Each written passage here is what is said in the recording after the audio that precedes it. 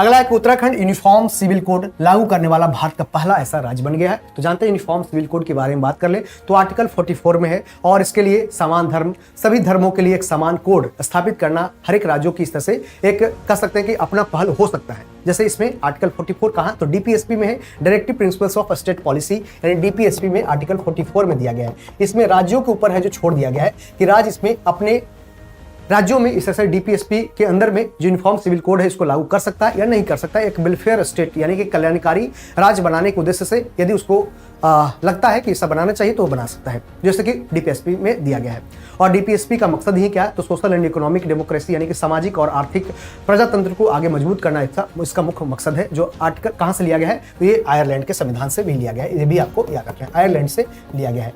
और ये कौन से पार्ट में है तो जानते हैं पार्ट 4 में यह दिया गया है। और आर्टिकल कहां से कहां तक है तो आपको जानते हैं कि आर्टिकल 36 से लेकर 51 संविधान के दिया गया, संविधान में दिया गया 36 से 51 तक। अभी हाल ही में उत्तराखंड सरकार के द्वारा अभी ये बिल पास किया गया और वहां पे क्या किया गया तो यूनिफॉर्म सिविल कोड को पास करने वाला भारत का पहला ऐसा राज्य बन गया। इसके पहले गोवा है जो चला आ रहा था, यूनिफॉर्म सिविल कोड के सारे वहाँ पे शासन चल रहा था और मतलब कि वहाँ पे चला आ रहा था, लेकिन वो पुर्तगालियों के द्वारा से चला आ रहा था, उस समय के शासन से ही चला आ रहा था। लेकिन पूरी तरह से आज़ादी के बाद पहली बार इस तरह से आर्टिकल 44 का यूज करके उत्तराखंड जो पहली बार इस तरह से स्थापित हुआ है।